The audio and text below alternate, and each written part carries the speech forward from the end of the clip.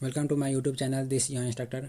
मैं अंकुश सिंह आपका स्वागत करता हूं। मैं आज आप लोग के जीके के टॉप 20 क्वेश्चन लाया हूं। मैं आप लोग के वही क्वेश्चन लाया हूं जो सभी परीक्षा के लिए बहुत उपयोगी है। यह टॉपिक इसलिए इम्पोर्टेंट है क्योंकि इससे हर बार 1 या 2 नंबर का क्वेश्चन आता ही है। तो चलिए बिना देरी के शुरू करते हैं। अगर आपको मेरा पढ़ाया पसंद आए तो लाइक और सब्सक्राइब जरूर कीजिएगा। तो चलिए देखते हैं पहला क्वेश्चन। पखल अभ्यारण्य किस राज्य में स्थित है? तो आपको ध्यान रखना है कि बिहार में पखल अभ्यारण्य स्थित है। नेक्स्ट क्वेश्चन देखते हैं। सुंदरवन टाइगर रिजर्व किस राज्य में स्थित है? तो पश्चिम बंगाल में सुंदरवन टाइगर रिजर्व स्थित है। क्वेश्चन नंबर 3 देखते हैं। दुधवा राष्ट्रीय उद्यान, इंपॉर्टेंट क्वेश्चन है ये बहुत ही ज़्यादा।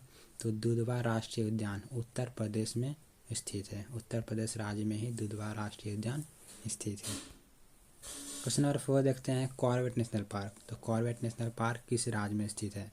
तो आपको ध्यान रखना है कि उत्तराखंड राज्य में कॉर्बेट नेशनल पार्क स्थित है। मैं जितना भी क्वेश्चन करा रहा हूँ सारा इंपॉर्टेंट है, तो वीडियो आप अंत तक जरूर देखेंगे और मेरा टाइम गवाए मैं आपको सारा क्वेश्चन करा रहा हूँ। नेक्स्ट क्वेश्चन देखते हैं। कंचनजंगा राष्ट्रीय उद्यान किस राज्य में स्थित है? तो कंचनजंगा राष्ट्रीय उद्यान किस राज्य में स्थित है?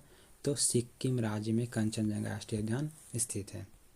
नेक्स्ट क्वेश्चन देखते हैं। घना पक्षी उद्यान किस राज्य में स्थित है? तो यह राजस्थान राज्य में स्थित है। राजस्थान राज्य में ही घना पक्षी उद्यान स्थित है।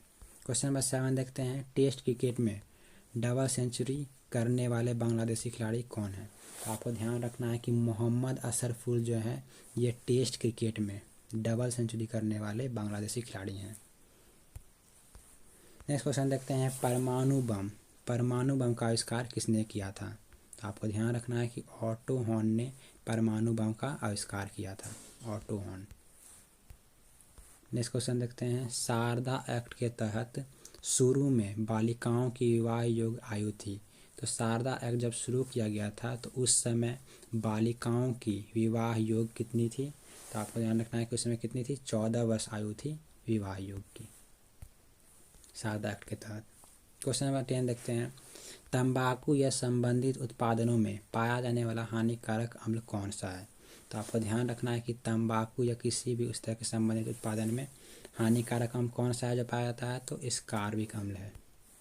स्कार्बिक यहाँ पर लिखेंगे, इस तरह रेफ होगा। नेक्स्ट क्वेश्चन देखते हैं। कस्तूरबा शिक्षा योजना कब लागू की गई थी? तो आपको ध्यान रखना है कि 1955 में ही कस्तूरबा शिक्षा योजना लागू किया गया था, 1955 में। क्वेश्चन नंबर 12 देखते हैं।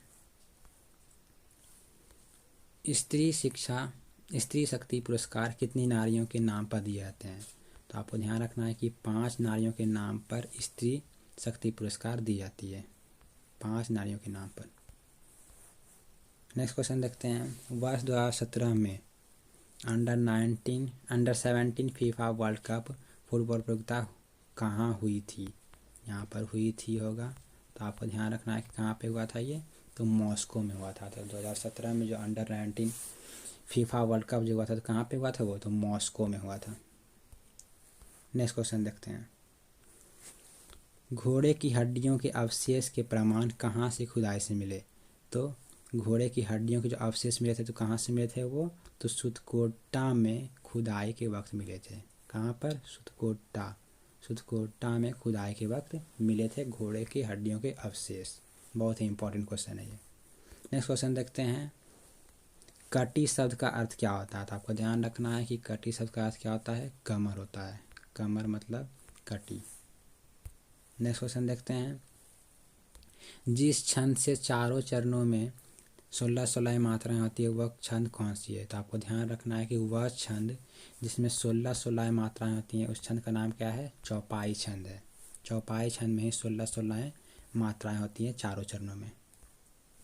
नेक्स्ट क्वेश्चन देखते हैं। भारत रत्न से सम्मानित पहले विदेशी मूल के व्यक्ति कौन है?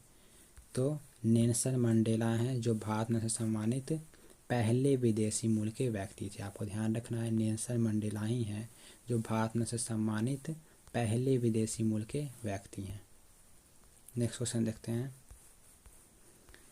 भारतीय राष्ट्रीय कांग्रेस के पहले अध्यक्ष कौन थे? तो आपको ध्यान रखना है कि भारतीय राष्ट्रीय कांग्रेस के पहले अध्यक्ष कौन थे?